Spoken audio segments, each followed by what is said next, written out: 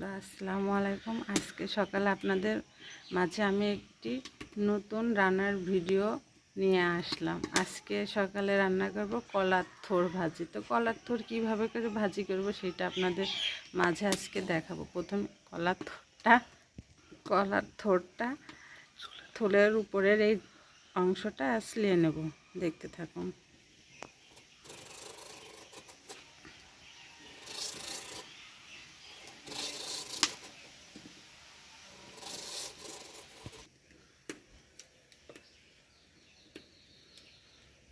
ছোলা শেষ, এবার গোল গোল করে পাতলা পাতলা করে আলুর মতন করে কেটে নেব।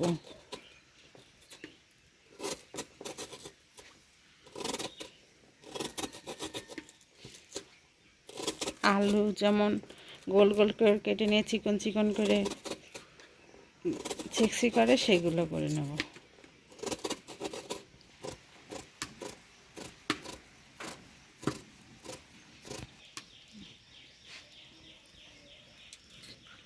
এই যে এইভাবে করে আপনাদের দেখাচ্ছি, এইভাবে করে কলার থোড়গুলো কেটে নিলাম।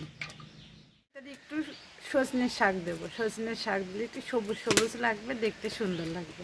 তো সজনের শাকগুলো কেটে নেবো ছোটো ছোটো করে।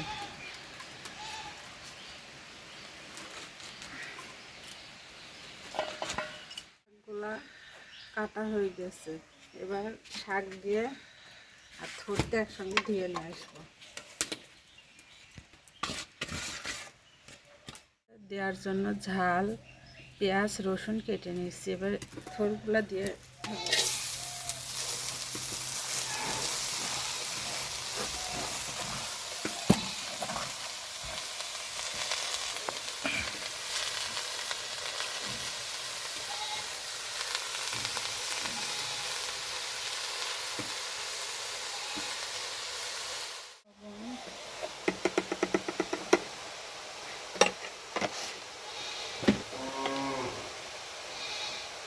একটু হলুদ, সিদ্ধ করার জন্য পানি দিয়ে দেবো।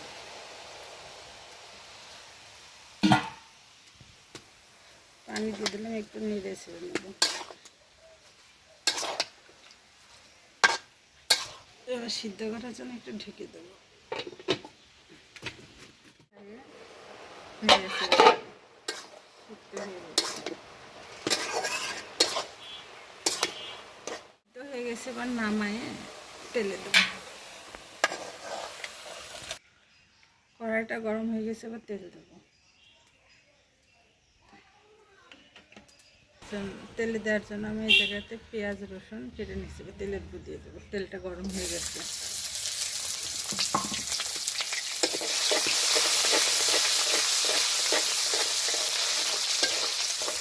একটু জিরে দিয়ে দেবো।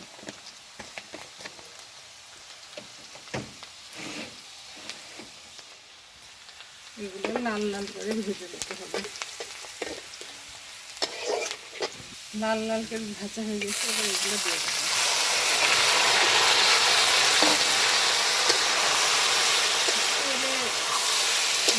ভালোভাবে করে নেড়ে নিতে হবে।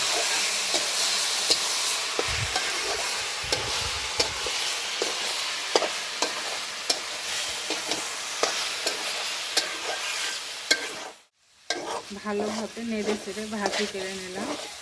এবার নামাইয়ে ফেলবো। এই খুবই সুস্বাদু কলার থোড় দিয়ে সজনার শাক দিয়ে।